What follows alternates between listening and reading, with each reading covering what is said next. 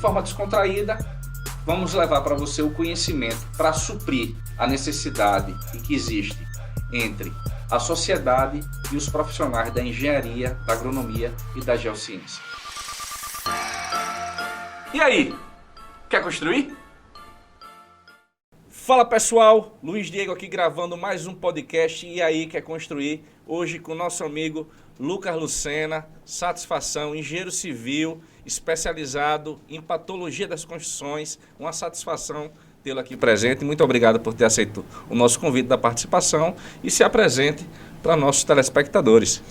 E aí, doutor Luiz Diego, estamos aqui e é isso. Estou trabalhando aqui, atuando na área de patologia das construções aqui no estado de Sergipe e sou egresso aí da Universidade Federal de Sergipe e estou nessa área aqui, já especialista em patologia das construções e atuando com diagnóstico, com problemas em edificações para levar um tratamento a esses problemas nos sistemas, nos elementos de prédios, de casas, enfim, de construções. Hoje, nesse âmbito da patologia, desde o ano passado eu venho participando de alguns eventos nacionais, Encontro Nacional de Patologia das Construções, o Congresso Brasileiro do Concreto, levando artigos, produção científica sobre o tema da patologia, inclusive recebendo prêmios nessas edições de encontros. E aqui em Aracaju, hoje aqui em Sergipe, hoje eu sou embaixador regional da ADEPAT, uma das maiores comunidades de patologia das construções do Brasil.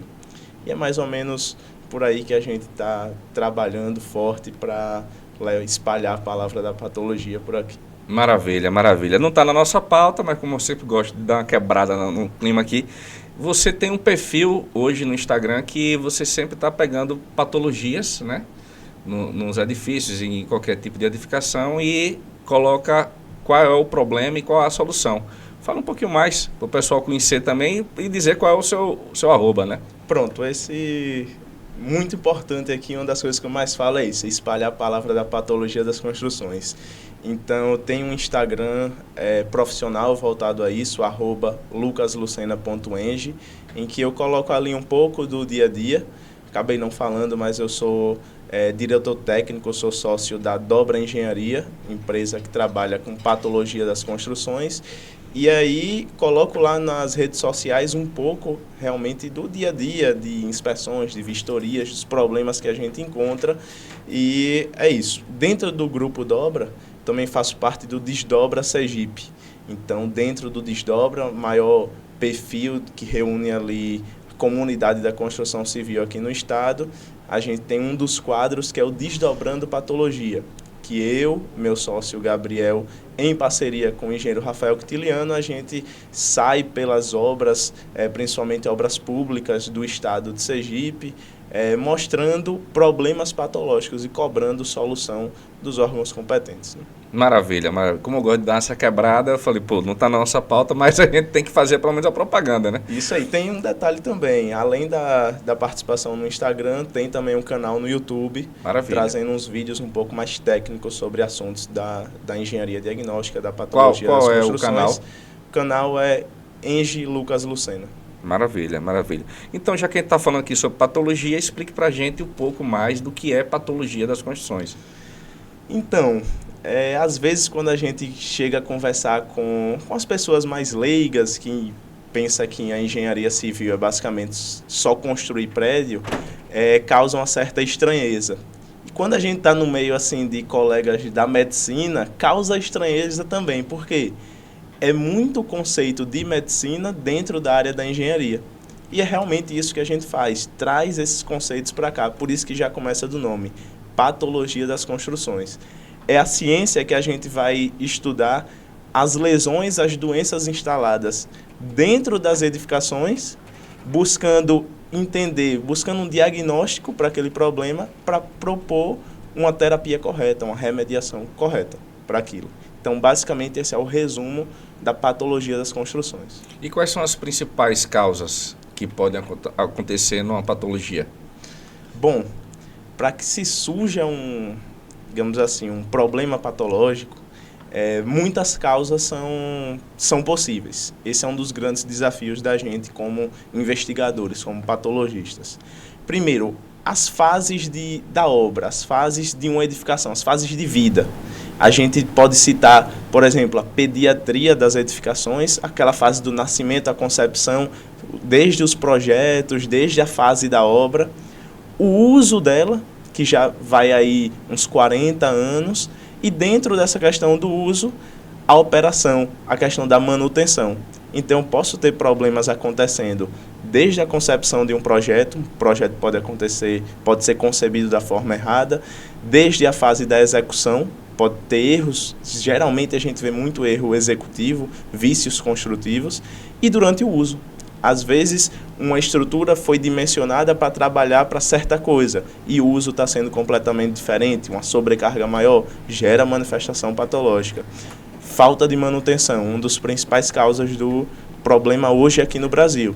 O brasileiro não tem o costume de fazer a manutenção de nada.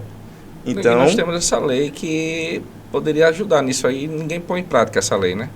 As leis aqui são cumpridas e não cumpridas. Uhum. Então, assim, é muita lei e, assim, às vezes a gente não tem certo rigor em cima disso. Mesmo quando acontece pontualmente alguns casos de colapso que leva ao fim da vida de várias pessoas, surge aquela grande comoção, aquele grande debate na esfera pública, mas aí logo depois esfria. E aí a gente vive nesse ciclo. Muitas cidades hoje estão, sim, começando a aprovar leis que tornam obrigatória a inspeção predial, mas não adianta muito você obrigar a fazer a inspeção, a ter um laudo dizendo o que fazer, se a pessoa depois não faz, depois não corrige o problema. Então, vai muito mais de mudar a cultura do povo, a cultura da população, claro, utilizando os artifícios da lei e de outros órgãos da sociedade, mas é um grande desafio. Nós tivemos, salvo engano, acho que foi antes de ontem, me corrija se estiver errado, numa cidade lá em Minas, não sei se você ficou sabendo, de uma estrutura de um prédio que teve um pilar que estourou. Eu não sei se você chegou a ver, me mandaram, acho que foi ontem até, inclusive, eu falei, já que Lucas vai lá, vou dar uma perguntada para ele se ele chegou a dar uma olhada nesse vídeo aí. Que ali, um pilar só, né? E aí, todo mundo papocou, estourou, né? Ele. E aí, aquele negócio, faz vídeo que vai cair o prédio, que não sei o que, não sei o que. Aí, nós temos as fissuras, microfissuras. Como é que a gente consegue identificar isso numa edificação de um porte grande, né, que é um edifício? Bora lá. Esse exemplo aí que você já deu, um edifício já passou por um sério problema de colapso. Então, isso daí basicamente são sinais, como se fossem sintomas. É uma das fases de investigação da gente, a sintomatologia, a semiologia.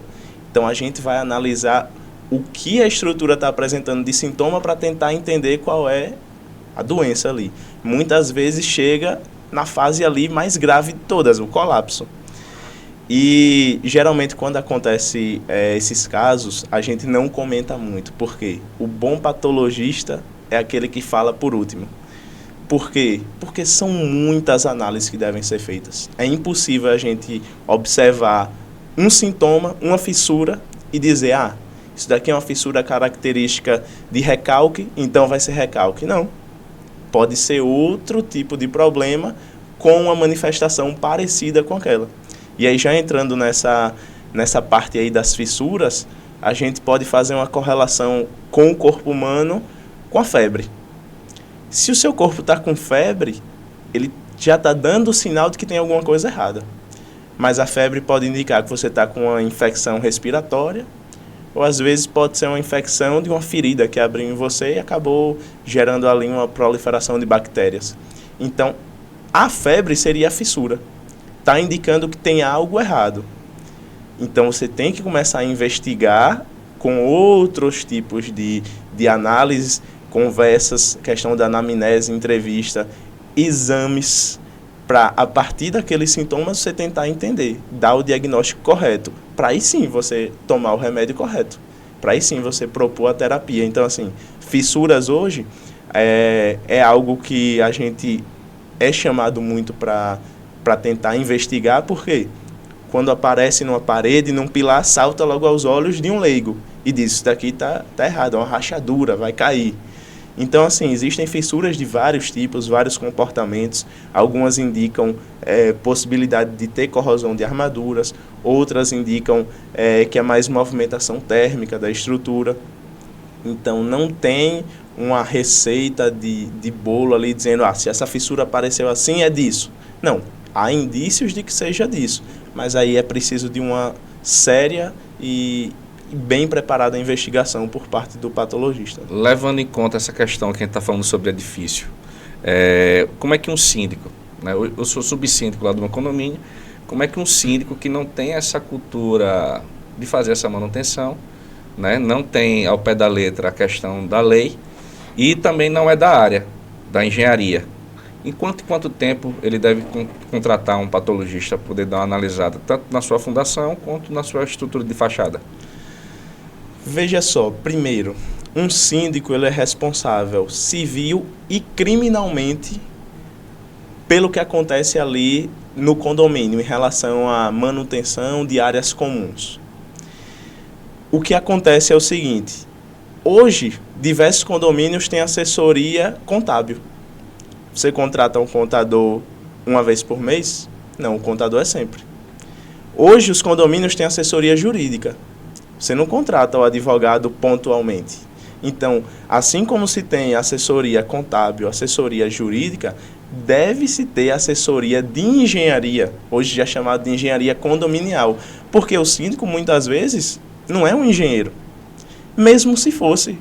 Ele tem um trabalho, às vezes, da empresa dele, tem trabalho em um órgão público, se ele estiver atuando lá. Aí ele vai dar conta do condomínio como um todo. Ali são diversos sistemas acontecendo ao mesmo tempo. Então, questão de gerir os tempos de manutenção, questão de gerir questão de prazos de garantia.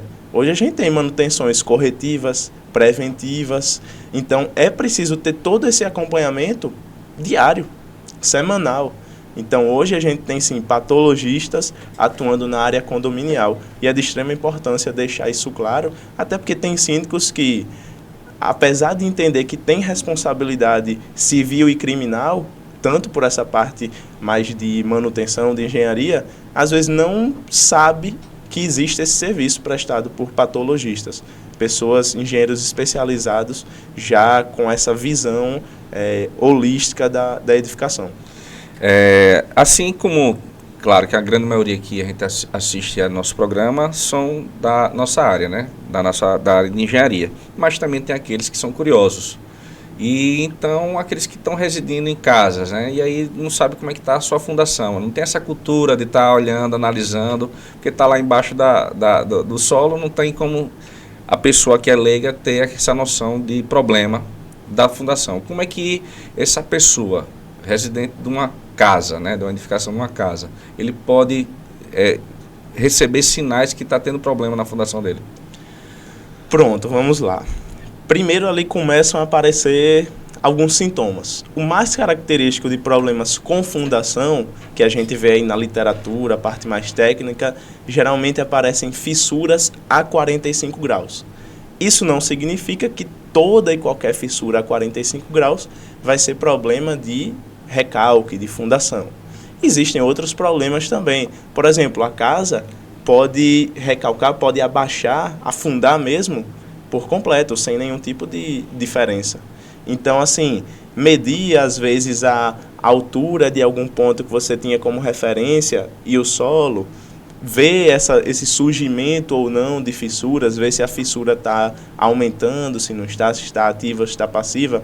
Mas o mais correto mesmo é aparecer um desses sintomas, acionar um engenheiro que trabalha com patologia das construções, acionar uma empresa que trabalha com patologia das construções, porque aí já começa um monitoramento desde cedo, já começa a estudar o comportamento daquela anomalia para dar o diagnóstico logo correto. Se você percebe que você está começando a ter certos sintomas e você mesmo espera meses para ver como esse sintoma vai progredir, para depois procurar um médico, pode ser tarde demais.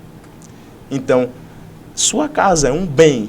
seu. Às vezes uma casa que vale 200, 300 mil. Você vai esperar acontecer o pior com ela? Não, então tem que ter o cuidado com a manutenção, com a saúde da edificação. Maravilha. Ô Lucas, e essa questão da gente tentar conscientizar a população da questão da manutenção preventiva, né? E não deixar a manutenção corretiva. Como é que a gente consegue entrar na cabeça da pessoa para poder dar essa importância da manutenção preventiva da patologia? Para mim, só há uma forma de mostrar isso claramente para o brasileiro, que é mostrar que dói no bolso. Dói muito no bolso. Por quê? Se você descobre um problema logo no início, é muito mais rápido de se resolver e é muito mais barato de se resolver. Como é que a gente vai conscientizar? Mostrando que se você demora para resolver esse problema, o problema só aumenta. A dificuldade de resolver aumenta, o tempo de se resolver aumenta e o custo aumenta. Existe uma lei chamada Lei de Sitter, que diz que quanto mais tempo você demora para resolver um problema, quanto mais etapa você pula ali para resolver um problema, o custo que você vai ter cresce exponencialmente e é de 5 em 5 vezes. Então vai 5 vezes o custo, que era para resolver no início, 25 vezes, 125. Então é um negócio assim que dói no bolso. Quando a gente começar a mostrar para a população que para resolver aquele problema vai ser muito mais caro se deixar para depois, aí o pessoal vai começar a entender que é melhor prevenir, não deixar nem o problema acontecer. Aí entra tanto a questão da profilaxia, que são medidas que são tomadas logo na concepção, durante a obra, medidas de boas práticas de engenharia para evitar que surjam problemas patológicos, quanto as manutenções rotineiras. Muitas vezes passa na cabeça do síndico, do proprietário, mas por que eu vou fazer isso daqui se não está doente? Se não apareceu nenhuma fissura, se não tem lesão? Porque pode aparecer depois. Justo. Então, existe um negócio chamado período patogênico, que é quando iniciam os sintomas daquela doença. Lá na década de 80, já existem boletins técnicos feitos por grandes professores daqui do Brasil, o professor Lichtenstein, da USP, que já mostrava isso. A melhor hora de se detectar um problema, de prevenir, de fazer essa questão da manutenção, é logo no finalzinho do período pré-patogênico, logo quando começam a aparecer pequenas manifestações patológicas. Então, é esse o caminho que a gente tem que começar, claro, não de forma muito técnica, mas de forma mais simples, mostrar para a população que é preciso valorizar mais a manutenção, assim como o nosso corpo. Uhum. Se você não vai cuidar da saúde do seu corpo, uma hora a conta vai chegar. Isso é interessante. Ô Lucas, a questão da umidade, né? Muitas das vezes as pessoas veem lá uma umidade dentro da sua parede, na sua casa, e aí chama aquele pedreiro. Não, dona Maria, isso aqui é só a gente tirar esse reboco aqui, joga uma cicazinha na massa, e reboca, tá tudo certo. Daqui a 2 meses está tudo novamente aparecendo. E todo mundo que vê a pessoa engenheiro, né, acha que o cara que é engenheiro, o cara constrói tudo, né? De casa de cachorro a ponte. E cada um na sua especialidade, né? Você na sua especialidade de patologia. Muitas das vezes eu até dou uma arriscada, né? Estou falando isso como engenheiro, dou uma arriscada de tentar descobrir qual é o problema. Muitas das vezes acontece que eu dou uma ratada e aí eu acabo gastando mais do que se tivesse chamado um colega para poder sanar aquele problema. Mas quais são os tipos mais comuns hoje das umidades nas residências? Perfeito. Problema muito comum hoje, qualquer região do mundo que você vá, porque choveu, tem água, e água é aquilo. Se ela achar uma brechinha, ela passa. Então a gente consegue ver logo onde está o problema. Só que qual é a questão aí? Quando surgem sinais de problemas patológicos ligados à umidade, problema de umidade, não é só a umidade, às vezes, de um cano estourado. Então, existem ali os problemas de umidade por capilaridade. Quando a gente fala de umidade ascendente, na hora de executar a fundação, lá na construção não fez a impermeabilização da viga baldrame, dos sistemas ali, então gera umidade ascendente. Tem umidade por condensação, então mais relacionado a áreas de ventilação, às vezes a um encunhamento que a gente tem, a vedação ali entre a alvenaria e a laje, problemas diversos. Então existem várias formas da umidade se manifestar. Tem a umidade por infiltração, às vezes um vazamento de uma piscina, um vazamento de um tubo ali na alvenaria, na parede. Então são vários tipos.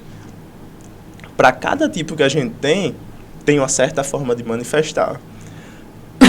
Tem uma certa terapia.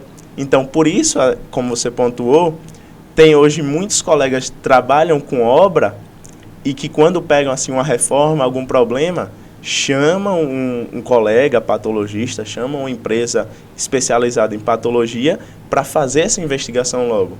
Porque dá o diagnóstico, gera um laudo e por exemplo, como é o laudo hoje da Dobra Engenharia, o problema lá está dividido por problema em sintomatologia, os sintomas que a gente achou, o diagnóstico, o motivo ali do problema e a terapia. Então, a empresa que vai executar já recebe lá. Para esse problema, a terapia é essa. Esse é o passo a passo. Esse é o produto que deve ser usado. Outra questão aí que a gente pode levantar, os produtos, a parte comercial e a parte técnica. Hoje tem, às vezes, muito engenheiro que vai no balcão de uma loja aqui de um material de construção e aceita tudo e qualquer coisa que o vendedor fale para ele. Sendo que engenheiro tem que ler a ficha técnica. Às vezes a pessoa fala, manta líquida aqui. Não existe manta líquida, isso é coisa do comercial. A gente tem que entender como é que funcionam as membranas, quando a gente fala de impermeabilização, como funcionam as mantas, porque são muitas soluções para problemas diferentes. Se você for na farmácia hoje, você diz, me dê qualquer comprimido aí que serve? Não. Você tem que saber se meu sintoma é esse, o diagnóstico deu esse problema, essa doença, então esse é o comprimido, certo? Então, assim, a gente tem que começar a enxergar alguns produtos do mercado, do material de construção, como remédios. E aí combater a automedicação. Como é que você vai lá comprar um produto sem ter sido receitado, às vezes, por um engenheiro patologista? Então, perde dinheiro. Com certeza perde dinheiro se não estiver comprando o material certo, seguindo a prescrição ali correta. Você falou aqui, você citou essa questão de um vazamento, né? De uma tubulação.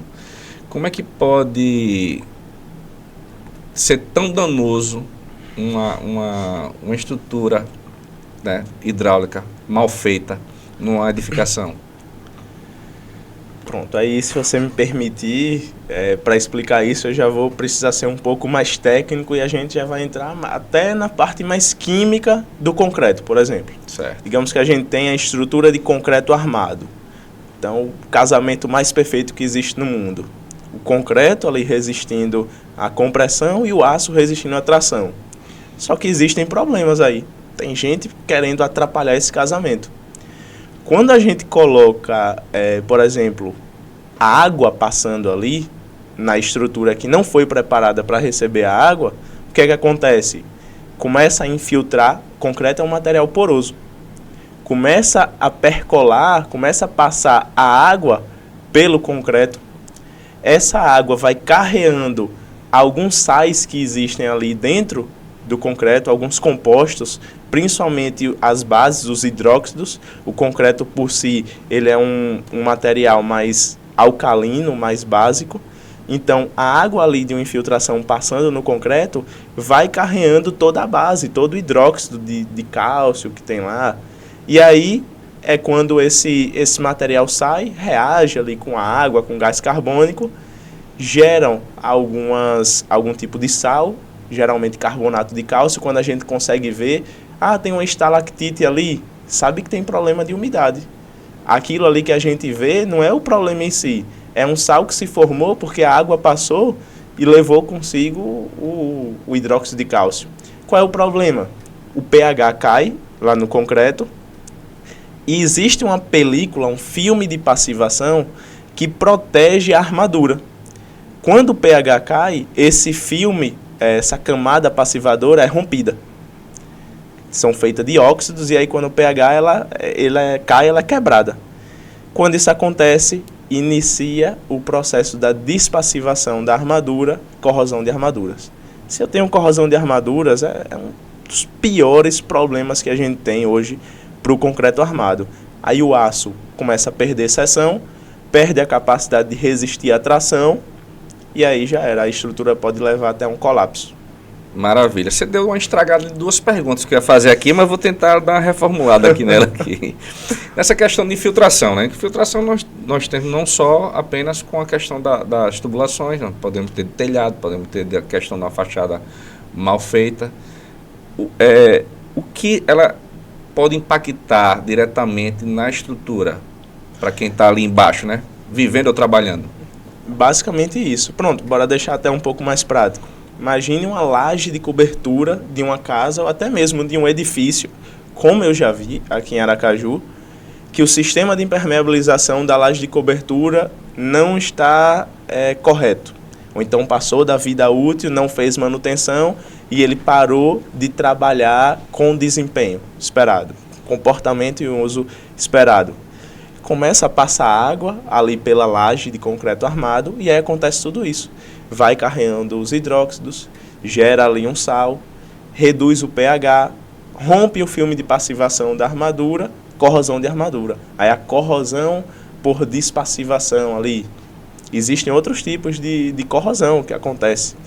Mas assim, a armadura perdeu capacidade de resistir, quem segura a tração? O concreto não aguenta muita tração. Então pode sim começar a gerar fissuras. As fissuras abrem ali, entra ainda mais agentes agressivos, cloretos, agente aqui em Aracaju, na região próxima ao mar, e aí o problema só agrava. Percebe que se a gente demorar para corrigir, só piora a situação? Uma recuperação estrutural é muito caro. Um reforço estrutural, quando o aço realmente perde a capacidade de resistir, o concreto armado perde, um reforço estrutural é muito mais caro ainda. E o prognóstico, que é isso? Se eu não fizer nada, o que é que vai acontecer? Imagine a laje de cobertura de um prédio que chega a colapsar. É colapso progressivo. Caiu ali, a laje de baixo não aguenta essa carga acidental aqui. Colapsa também. Aí o peso só vai aumentando, é um prédio todo para baixo. Eu não sei se você tem essa experiência na questão de licitação, né? Eu ganhei uma obra agora, relativamente grande, aqui no nosso estado, uma obra do governo estadual, e tem lá recuperação estrutural. Certo? Aí nós temos lá várias lajes que estão com a seção do aço toda comprometida. Na realidade só tem lá, eu até brinco, só tem a pintura do aço lá, mas não tem mais seção. E muitas das vezes o engenheiro que vai fazer o orçamento, ele não chega nem na obra, né? Ele vai por foto, que é o mal da gente, né? O mal do brasileiro querer fazer as coisas também, que eu sei que a questão de demanda, que a pressão em cima vá para poder soltar a licitação. O que a gente pode fazer nessa questão de licitações que são mal feitas, com essa questão de corrosão? Porque você tinha estragado minha pergunta anterior, que seria a posterior, e aí eu estou reformulando aqui nessa questão de corrosão. Porque muitas das vezes a pessoa faz uma análise, às vezes a pessoa não é especialista, como eu falei aqui, não é porque eu sou engenheiro civil que eu sei de tudo, né?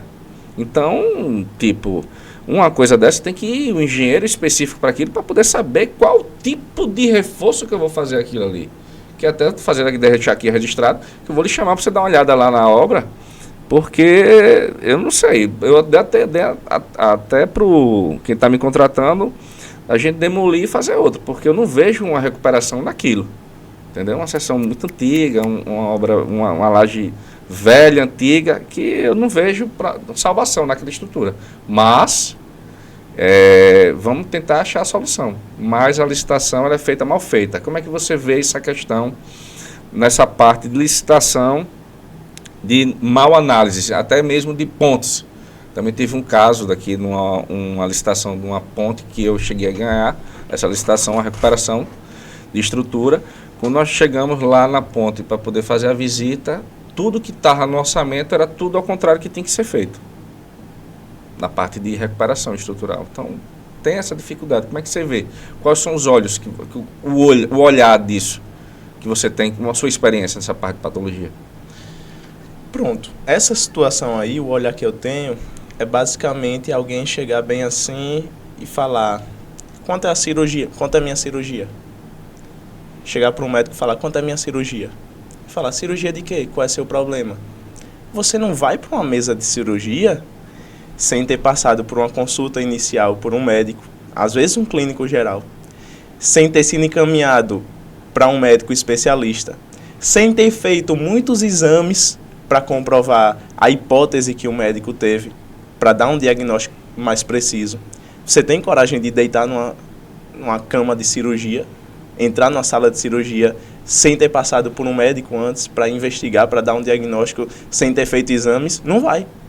Aí como é que os governos colocam lá na mesa um papel dizendo quanto é a cirurgia disso daqui? Cirurgia de quê? Você não sabe qual é o problema que está ali. Ainda mais uma pessoa que vai lá para dar o preço, vai fazer uma visita visual. Já existem estudos mostrando que hoje já tem tecnologia de ensaios não destrutivos, de certos exames nas estruturas, que mostram que, às vezes, a inspeção visual falha. Então, assim, qual é o jeito certo de se fazer as coisas? Primeiro abre-se uma licitação, tudo bem, para fazer o diagnóstico daquele problema. Então, chamam empresas especializadas em patologia das construções para quê? Para fazer a investigação. Então, vai investigar tudo, porque a edificação é um sistema. Como é que eu estou analisando aqui só o pilar, sendo que aquele sintoma pode ser de um problema da fundação e você não está vendo? E, às vezes, você, com o diagnóstico do patologista, já pode solicitar um projeto de reforço, um projeto de recuperação, para economizar ainda mais na cirurgia, no reforço, na recuperação. Então, qual é o caminho certo que os governos deveriam tomar hoje? Abre uma licitação inicial para a elaboração de um laudo técnico de engenharia diagnóstica, de patologia das construções, levantando sintomas, fazendo exames, ensaios não destrutivos, janelas de prospecção com ensaios destrutivos, para chegar no diagnóstico preciso. E aí sim, um engenheiro patologista propor uma terapia para cada problema que existe ali. Vai ter terapia ali que o patologista vai ter que encaminhar para outro especialista, que às vezes é um estruturalista, um projetista, que vai fazer o quê? Pegar aquele problema com as informações levantadas pelos exames e pelo diagnóstico do patologista e vai conseguir conceber um projeto mais econômico, mais seguro e que a gente sabe que vai retomar a vida útil daquela edificação. E aí sim, com um laudo em mãos, prontos, o governo chama as empresas que executam para abrir uma licitação para execução. Que aí vai ser uma licitação muito mais barata, porque a precificação vai ser muito mais fácil, já que você já sabe qual é exatamente o problema, onde está o problema. Às vezes a especificação que o patologista pediu de qual produto utilizar, se teve um projetista no meio também, já diz quantas barras vai precisar ali, qual o tipo de recuperação, então já vai ser menos dinheiro gasto, menos tempo gasto, e uma certeza de que a gente vai conseguir recuperar o desempenho daquela estrutura. Vai aumentar, ainda vai retomar a durabilidade dela. Então, veja como quando a gente começa a comparar com a medicina em si, você vê que são coisas absurdas. E quando a gente passa para a medicina das edificações, essas coisas não parecem ser tão absurdas se ninguém falar. Então, assim, é coisa que a gente precisa começar a refletir. Ô Lucas, só um instantinho. Pessoal, estava esquecendo de pedir para vocês, não custa nada, se inscreve no canal, né? Muitas das vezes a pessoal gosta, curte, mas esquece de se inscrever. É gratuito, dá aquela moral pra gente, se inscreve no canal, certo? O CCC, curte, comenta e compartilha. E quero também pedir aqui licença para poder agradecer os patrocinadores. A Geobras, serviços geotécnicos com o nosso amigo Danilo, a 3D Engenharia, serviços de casa de nível padrão alto, é com o nosso amigo Daniel. A barbearia Marcelo, fica lá na Farolândia, corte masculino, barba, é com o Marcelo. A LDVL Construções Sustentáveis, com o nosso amigo Alex Darlan. A Soedes Empreendimentos, nosso amigo Edclay. Projeto Arquitetônico Aval Arquitetura, nosso amigo Adestines. A Bergs Hidráulica, Serviços Hidráulicos, é com o nosso amigo Bergs Hidráulica. Suprimac, aluguéis de equipamentos para construção, nosso amigo lá, Júnior, nosso amigo Marquinho está à disposição. Suprimac. Desculpe aí, né? Porque se não falar o que paga o pão, a gente fica difícil aqui. Pô, você toda hora está falando questão de relação patologia e medicina, né? Tô achando que você está fazendo medicina. Como é que funciona essa questão dos exames das edificações? Bom, vamos lá. Assim como a gente vai ao médico e precisa fazer exames para confirmar uma certa suspeita do médico e até para ver quais as taxas ali de alguns indicadores já registrados na literatura, né? Seu cálcio está muito alto, então deve ser isso, é baixa de vitamina. Precisa se fazer exames. Nas edificações, mesma coisa. Tem fissura que a gente vê que a gente diz assim, peraí, pode ser uma fissura indicando que ali tem a corrosão. Então, assim, hoje a gente tem equipamentos de ensaios não destrutivos que a gente consegue analisar, por exemplo, homogeneidade do concreto, fazendo ultrassom no elemento estrutural de concreto.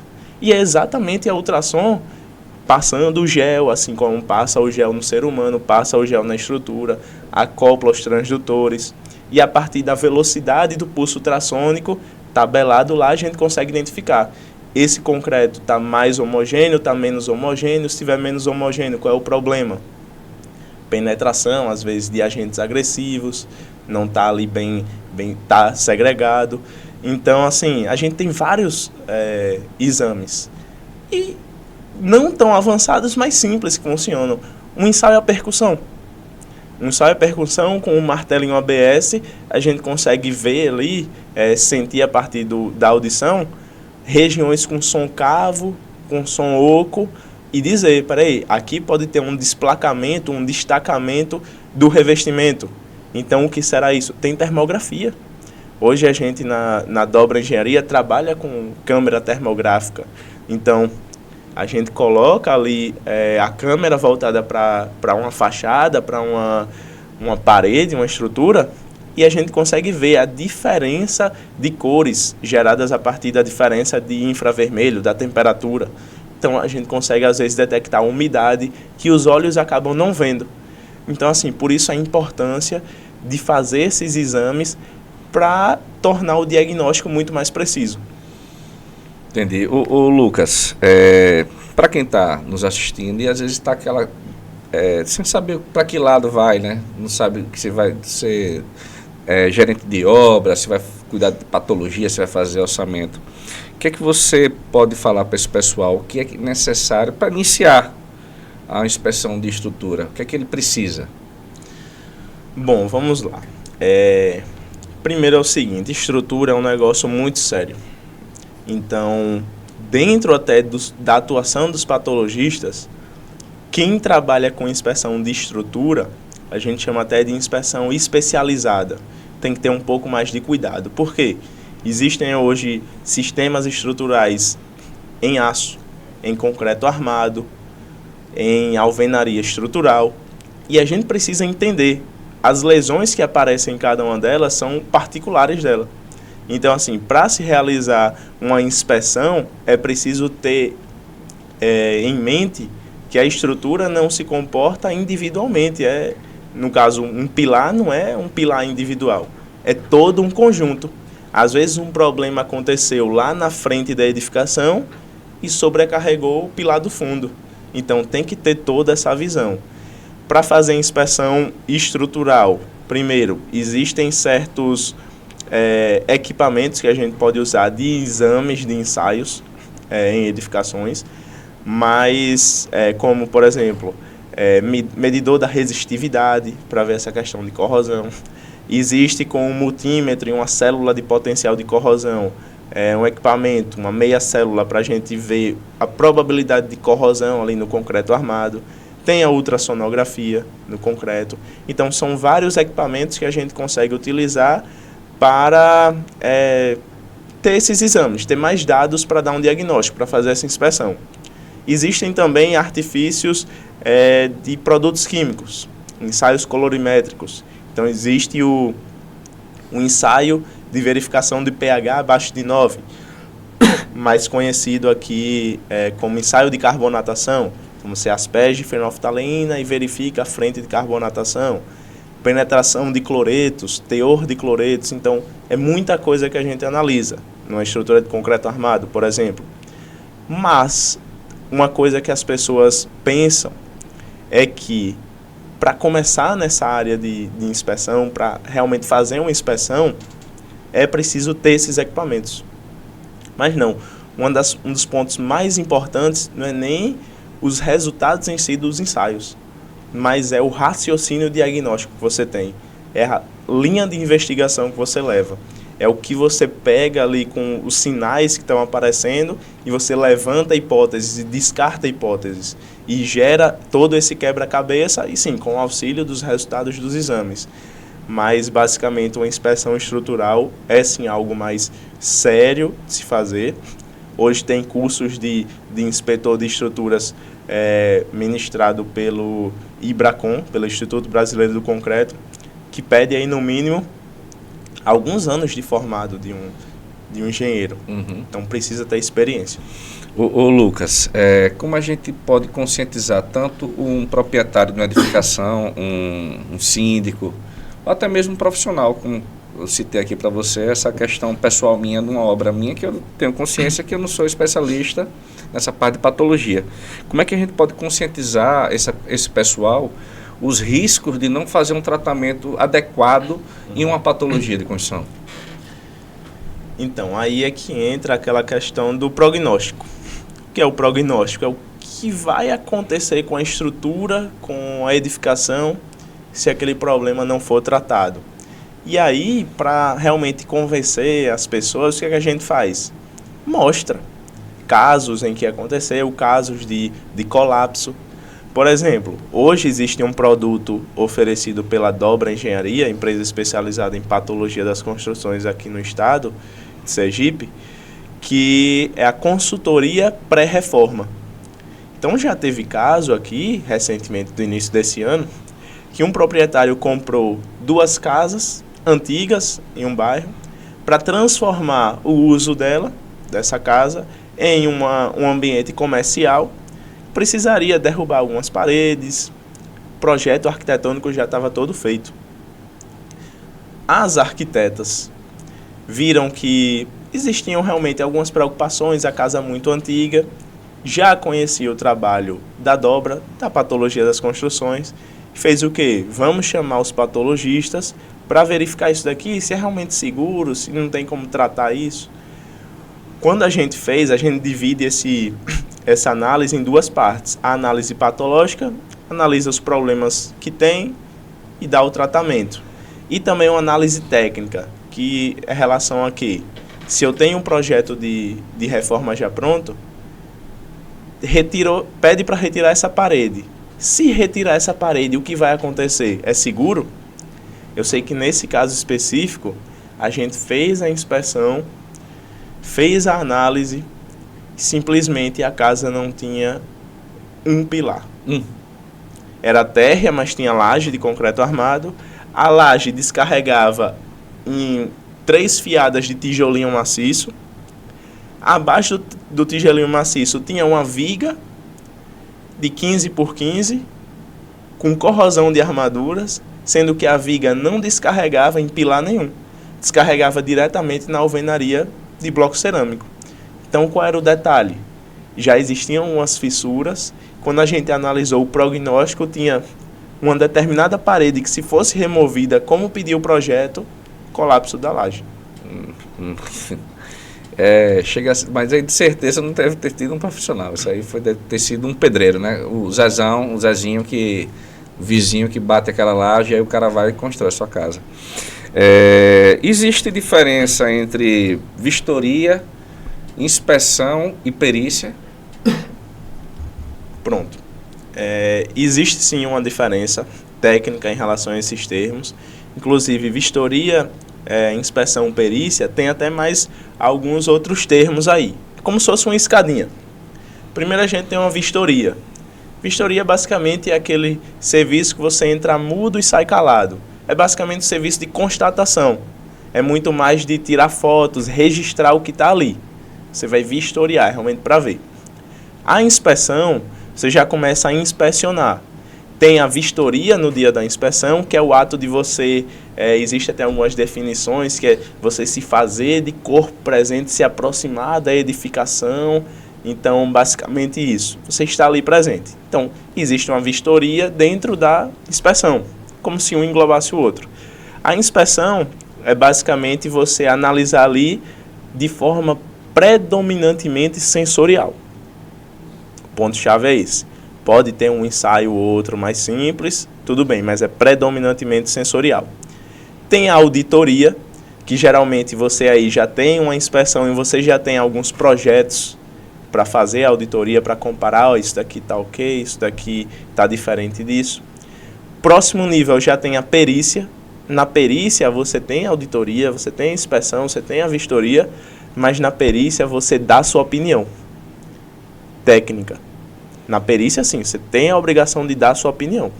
É tanto que a gente tem a perícia judicial, que nada mais é do que toda essa análise para você dar uma opinião técnica sobre aquilo.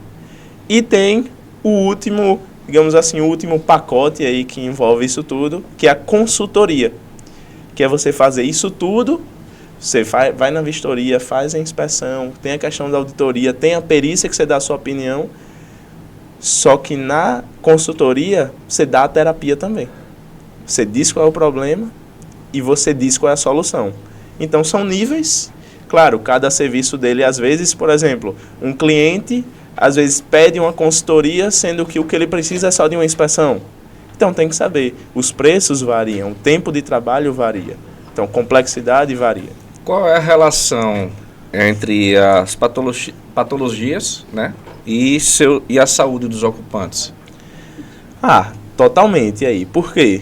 Hoje a gente tem aprovado aí desde, na verdade já vem desde 2013, claro, é mais antiga, mas em 2013 veio a norma de desempenho mesmo, para ser aí seguida, estudada. 2021 a última atualização. E a norma de desempenho basicamente é o comportamento em uso da edificação. E é pensado em tudo. Pensado no desempenho térmico, acústico, tudo. E das partes analisadas ali pela norma de desempenho é a questão de saúde e higiene. Saúde e higiene está relacionada ao quê? O jeito que eu construí aqui, os materiais que eu utilizei, o projeto que eu fiz, vai me dar condições de eu ter saúde e higiene? Se eu tiver um problema de umidade, por falha na impermeabilização, no sistema de impermeabilização, pode gerar mofo, pode gerar fungos ali no ambiente. Então, isso já é reprovado pela norma de desempenho. Então, isso já mostra que existe, sim, relação direta da saúde da edificação com a saúde dos usuários. Totalmente direta. Você comentou aqui, logo no início do nosso bate-papo aqui, sobre a questão da ADAPT. Da ADEPAT. ADEPAT, desculpa, perdão. ADEPAT. O que é a ADEPAT? Então, hoje eu sou embaixador regional aqui em Sergipe da ADEPAT. Sou membro número 741. É uma grande comunidade de patologistas, já vai aí para mais de 1.200 patologistas, espalhados por todos os estados do Brasil. E é uma comunidade de networking, de educação, dentro dessa parte da patologia. Networking, educação e empreendedorismo. Então, são grupos de trabalho que são feitos semanalmente, encontros específicos de um grupo de trabalho de estruturas, grupo de impermeabilização, grupo de perícia, grupo de engenharia condominial, com vários engenheiros patologistas de todo o Brasil, recebendo treinamentos constantes, recebendo cursos. E assim, existem encontros regionais a cada bimestre em várias cidades do país, e todos os anos existe um encontro nacional que acontece em São Paulo, geralmente na primeira semana de julho. Deveria ser um pouco mais divulgado, né? Porque, tipo, eu tive até dificuldade de falar a sigla de vocês por conta que sou bem sincero, foi a primeira vez que eu estou tendo esse contato com a ADAPT, né? ADEPAT. Então, por isso que até a dificuldade de gravar. Mas é justamente isso, a gente está espalhando a palavra da patologia e aí junto com ela tá levando aí, espalhando a ADEPAT, convocando novos engenheiros patologistas para estar dentro da ADEPAT e fortalecer ainda mais. Como é que faz para poder participar? Então, lá no Instagram ADEPAT Brasil, você consegue ver tudo que é feito pela ADEPAT, os cursos, parte de empreendedorismo, a plataforma cheia de coisas lá em relação a cursos, a treinamentos, os grupos que tem de conexão da comunidade, e é pago uma anuidade muito barata em relação ao que é entregue, muito barata mesmo, se não me engano é menos de R$200 a anuidade, menos de R$20 por mês, e entrega muita coisa. Então, no meu Instagram mesmo, no @lucaslucena.eng, lá no link da bio, um dos links é realmente para se associar à ADEPAT, que foi uma das melhores decisões que eu já tive dentro da minha vida aí na engenharia civil. Quais são as consequências de vícios construtivos em um imóvel? Pronto, o vício construtivo é um negócio interessante de se falar, porque já vem até daquela questão de quando deveria existir a profilaxia, não existiu. E aí a edificação foi entregue com alguns problemas. Qual é a questão chave dos vícios ocultos construtivos? O vício é aquilo que não dá para ser identificado por uma pessoa leiga. Então imagine, você vai receber um apartamento, o seu sonho, você comprou ali, o seu imóvel novo, e você olhou, bateu o olho aqui, está tudo bem. Mas não. Se tivesse um engenheiro ali, especialista, com um olhar voltado para a engenharia diagnóstica, para a patologia das construções, a gente consegue identificar. Esse caimento aqui da janela deveria ser para cá. Isso daqui deveria ser desse jeito. O caimento do banheiro deve ser para o ralo. São coisas que, às vezes, o proprietário que está ali recebendo não tem certa instrução técnica para notar que aquilo futuramente no uso dele vai dar um problema. Então, assim, esses vícios construtivos mostram a importância de se ter a assessoria de um patologista no recebimento de uma obra, para a própria construtora na hora da entrega de uma obra, para ela se resguardar em todo o processo. Então, vício construtivo está muito associado também a essa parte da construção em si, de construtoras, e diretamente ligado à patologia. A empresa de vocês também faz essa parte de vistoria de entrega de imóvel? Faz. Se caso o cliente quiser contratar vocês? Faz, com certeza. E geralmente os condôminos, quando tem um imóvel novo, se juntam, tem geralmente alguns grupos, e aí a gente fecha alguns pacotes para fazer já as vistorias das unidades com mais precisão, já anotando todos os pontos. Maravilha. Ô Lucas, eventos dessa magnitude, você já citou que tem, né, questão nacional, nós temos estaduais aqui, né, que no caso você junto com seu sócio ficam à frente. Queria que você pudesse falar um pouquinho mais desses eventos, né, de patologia, a nível Brasil e nosso estado também.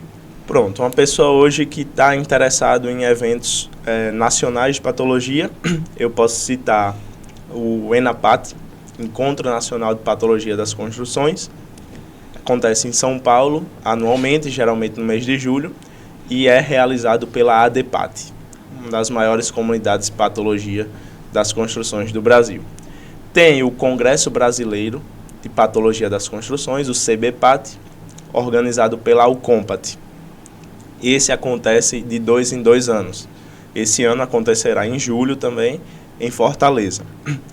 Aqui em Aracaju, como você tinha comentado, eu, o meu sócio, o Gabriel, e o engenheiro Rafael Quintiliano, estamos organizando o ENCEPAT, Encontro Sergipano de Patologia das Construções, que vai acontecer no dia 18 de maio, um sábado inteiro, 12 horas de evento. Palestrantes que estão vindo aí de São Paulo, de Minas, do Ceará, Bahia e grandes nomes do estado de Sergipe, para mostrar mesmo que está sendo feito aqui, casos reais daqui de Sergipe, e realmente um evento disruptivo, nunca existiu aqui, relacionado à patologia das construções, e cotado realmente aí para fazer história. Grandes marcas já confirmadas para participar. Prosec, das maiores a Prosec, uma das maiores marcas de equipamentos de ensaios não destrutivos do mundo, confirmada. Algumas outras marcas como Supermix, Alto Padrão, Arielle, diversas marcas realmente confirmadas nesse evento, e as inscrições estão abertas. Só ir lá no Instagram, já ia perguntar. Inscrições abertas lá no Instagram, @encepat24, e só fazer a inscrição se você é engenheiro civil. Vamos lá. É N, S... É ENCEPAT. É N-S-E-P-A-T. P-A-T, beleza. Isso aí. E assim, público-alvo. Se você é engenheiro e trabalha com projeto, precisa entender da patologia para não fazer aquilo. Se você trabalha com execução, precisa entender a profilaxia das boas práticas. Se você trabalha com recuperação, obviamente tem que entender. Fazendo laudos, então se está na área ou se não está, com projetos, como é que você vai conceber o projeto sem pensar no que está certo ou não? Então, de qualquer área, os engenheiros estão convidados, bem recebidos, a agregar muito ali de conhecimento. Vamos lá, a inscrição vai até qual dia? O evento 18 de maio, as inscrições vão até o dia 15 de maio, mas nos últimos eventos que a gente organizou, o pessoal ficou chateado porque as inscrições esgotaram rapidamente. São limitadas, então? Limitadas. São quantas vagas? São 150 vagas. O evento acontecerá no Hotel Sesc Atalaia, na orla mais bonita do Brasil, aqui em Aracaju, 18 de maio, um sábado. E é isso, tem que correr para se inscrever, então, as inscrições já estão abertas. Pessoal, não vamos perder essa oportunidade aqui, porque, como ele falou, é o primeiro de muitos que virão. Tem um apoio condicional do nosso clube de engenharia, na qual faço orgulho de fazer parte, e eu tenho certeza que vai ser um sucesso. Perfeito, cabe ressaltar aí também o apoio institucional, tanto do Clube de Engenharia, tanto do CREA, Sergipe, o Cresce, a Mútua. Então é um evento realmente da FEComércio, um evento forte e grande, que realmente tomou proporções, mostrando também a vontade dos engenheiros, dos arquitetos, dos corretores, de entender mais sobre a patologia das construções. Lucas, infelizmente o tempo é curto demais quando o papo é muito bom, né? Você é um cara novo, mas você mostra que é um cara que é conhecedor do ramo, um cara fácil de ter esse bate-papo, porque você flui fácil, porque você entende do que está falando, né? Então, eu quero agradecer, primeiramente aqui, por você ter cedido o seu horário seu, que a gente sabe que engenheiro, para ter um realzinho de tempo, é difícil. Mas sempre eu deixo uma pergunta para o final, que é o quê? Qual é o recado que você deixa para os profissionais para o futuro da engenharia? Mas também aqui vou deixar em específico qual o recado que você deixa para os profissionais que queiram entrar nessa parte de patologia. Pronto, vamos lá. O recado que eu deixo é, mais uma vez, fazendo uma relação com a medicina. Se você nasce, você é um bebê, você vai para o médico. Se você é criança, às vezes cai, rala um joelho e vai para o médico. Se você é adulto, precisa ir para o médico. Se você é idoso, precisa ir para o médico. Assim como as pessoas, as edificações tem as fases da vida dela. Então, tem mercado para o engenheiro atuar na fase inicial da vida na edificação, durante o uso da edificação, durante ali a geriatria das estruturas, da geriatria das edificações, a fase fim ali, que a gente precisa começar a pensar muito na manutenção mais corretiva. Então, assim, qualquer tipo de atuação na engenharia civil é importante que a pessoa entenda um pouco da patologia, desde a concepção de projetos, desde a execução da obra, próprio trabalho com avaliação, com recuperação. Então, tudo isso, reformas, é preciso entender um pouquinho da patologia, que vai agregar muito no seu trabalho. Então, o recado que eu deixo é esse. Se tem pessoas espalhando a palavra da patologia, eu peço que vocês escutem essa palavra e levem para si. Maravilha. Meu muito obrigado novamente para você. Foi uma aula. Quero deixar aqui também um convite para retornar, porque a patologia não é só essa parte que a gente deixou aqui, deixou um macro, né? E aí vamos começar a adentrar nessa parte micro e sanar as dúvidas dos nossos telespectadores e aqueles também que me seguem lá no eng.luizdiego, né, que é o Instagram, que também o pessoal manda bastante pergunta para poder a gente colocar aqui na nossa pauta. E quero pedir para você, que ainda não se inscreveu, se inscreve. E não esquece do Triplo C. Curte, comenta e compartilha. E aí, quer construir?